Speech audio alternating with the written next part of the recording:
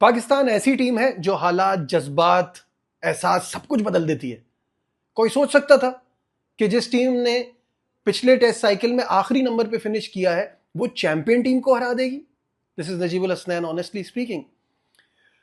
शाहीन ने कहा बॉल दो, मैच बदल दूंगा। बदल दिया, अपनी रिवर्स स्विंग से कमाल ही कर दिया। लेकिन सबसे पहली बात होनी चाहिए नोमान की। नोमान ने, जो हमारे चैंपियन स्पिनर है, कमाल ही कर दिया। और नोमान के ऊपर कितना ज्यादा प्रेशर और कितना ज्यादा वर्कलोड आ गया, क्योंकि साजिद उस तरह की बॉलिंग नहीं करा रहे थे। साजिद वायरल से उठकर इस मैच में आए थे, तो इस वजह से उनकी उस तरह की परफॉर्मेंस नहीं थी। उन्होंने फिर भी अच्छा खेला और आज तो बहुत अच्छी बॉलिंग कराई। लेकिन इस टेस्ट मैच में तो पूरी जिम्मेदारी नोमान के ऊपर थी and he pass with flying colours. और बहुत अरसे बाद पाकिस्तान टीम एक यूनिट की तरह खेली, चाहे वो फर्स्ट इनिंग में इमाम की ब्रिलियंट बैटिंग हो, शान के साथ उनकी पार्टनरशिप हो, शान ने भी अच्छा खेला, आगा की स्लिप में कैचिंग हो, या उनकी फर्स्ट इनिंग की बैटिंग हो।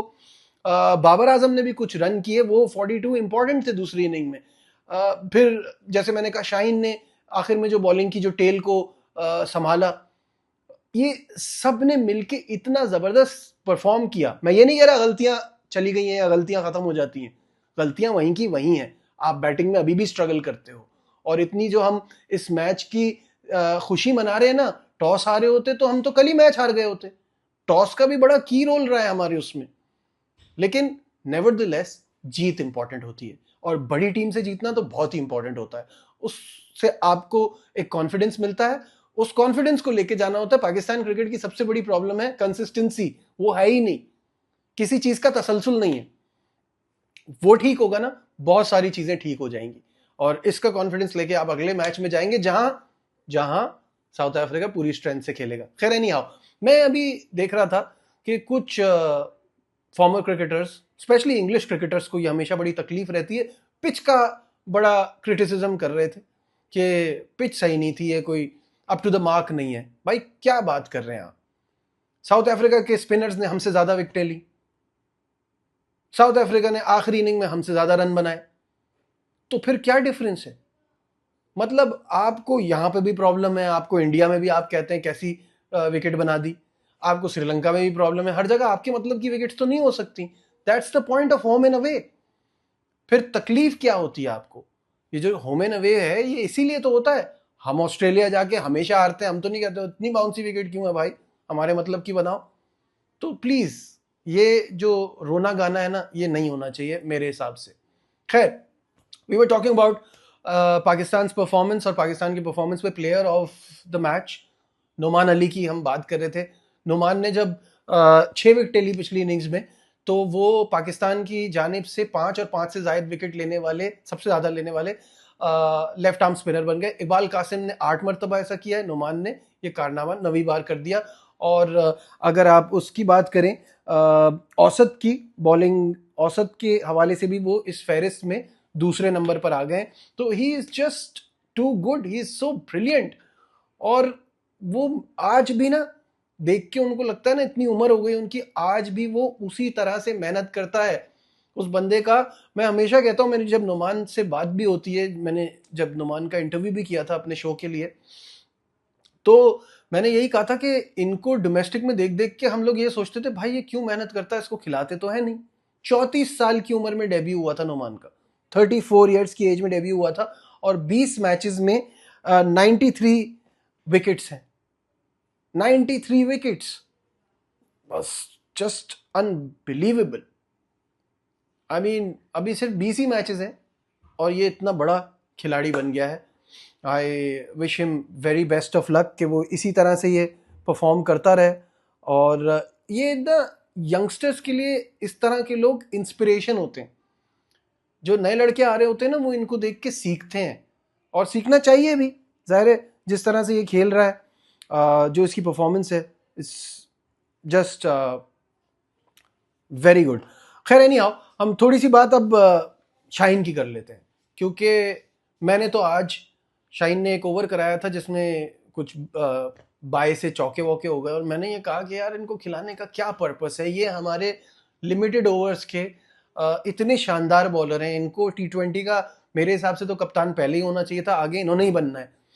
तो उसके बाद फिर शाहीन ने जो टर्न अराउंड किया, और एंड में जो बाकी टीम को पूरा समेटा, 4 विकेटें ली, तो उस पे सब मुझे बोलना शुरू हो गए कि भाई आप तो क्या बात कर रहे थे। और ये मेरा अभी भी वही स्टांस है, ये पिच एक फास्ट बॉलर की थी, मैं अभी भी कह रहा हूं इस तरह की जगह पे शाहीन को खिलाने से आप उनको लिमिटेड ओवर्स के लिए इंजर्ड भी कर सकते हैं। वहां आपके पास कोई दूसरा ऑप्शन नहीं है, यहां तो खुर्रम शहजाद है। चलो मैं शाहीन की बात ना भी करें, हसन अली को खिलाया, इनका क्या रीजन था? कोई कोई सवाब बरकत के लिए फास्ट बॉलर थोड़ी डाला जाता है। जब आप अपनी कंडीशन को समझेंगे तो आपको पता चलेगा यहाँ जरूरत नहीं थी, यहाँ थोड़े से और ज्यादा रन होते तो आप इतना शदीद तरीके से अबरार को मिस करते। खैर एनी हाउ, अब यह है कि बहुत सारे सवालात हैं जिन पे बात हो रही है कि क्या होना चाहिए और क्या नहीं होना चाहिए। अब आज बाबर आजम की सालगिरह है, तो उनको सबसे पहले happy birthday, I wish him all the best, I wish him a lot of runs this year. जो 42 उन्होंने किए उसमें वो बड़ा अच्छे निक में लग रहे थे, लेकिन he needs to score big. यहाँ रन करेंगे उससे इनको आगे दूसरे फॉर्मेट्स के लिए भी कॉन्फिडेंस मिलेगा। तो ये बाबर आजम वाली जो चीज़ है, इस पे मुझे बहुत अफसोस हो रहा है कि वो इस फॉर्मेट में जो है रन्स नहीं कर पा रहे। I wish him very best of luck.